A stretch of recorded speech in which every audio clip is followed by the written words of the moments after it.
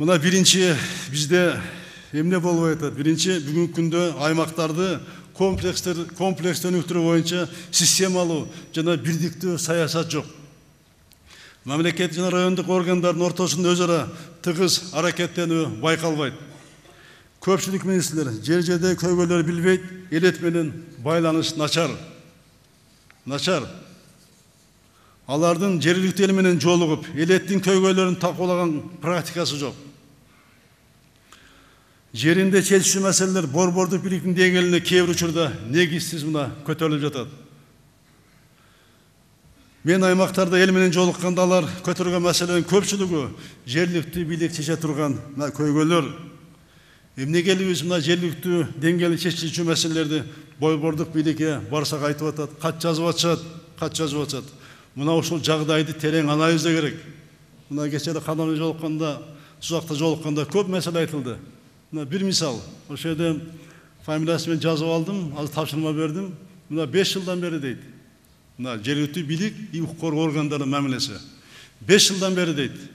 Атам экөөбүз дейт.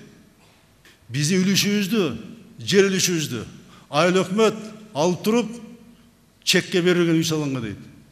5 жылдан бери прокурорго жазабыз дейт. Сотко кайрылабыз дейт. Акимге бүт барына кайрылабыз дейт. Жыйынтык жок дейт. 5 жылдан бери. Анан ошону көрүп туруп, ким ишенет мамлекеттик бийликке? Ким ишенет? Эч ким ишенбейт.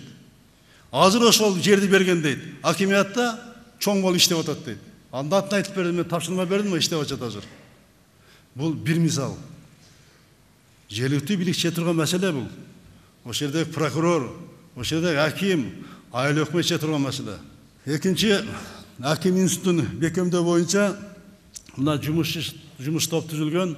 Мына ушул жумуш топтогу иштин аягына чыгарыш керек. Мына созулуп кетти, урматтуу биринчи вице-премьер-министр.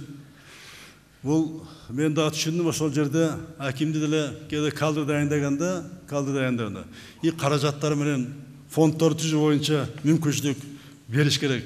Берип, аларды күчтөндүрүш керек.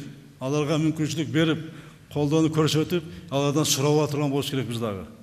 Мен ошо байкап атам, кээде ошондой маселелерди аким койсо дагы органдар укпаган жерлер чыгып атат азыр. Укук органдар бурмалаган жерлер. Мына ушуну да караш керек. Акимдин макулдугусуз бир да кадр коюлбаш керек жерге. Бир да кадр.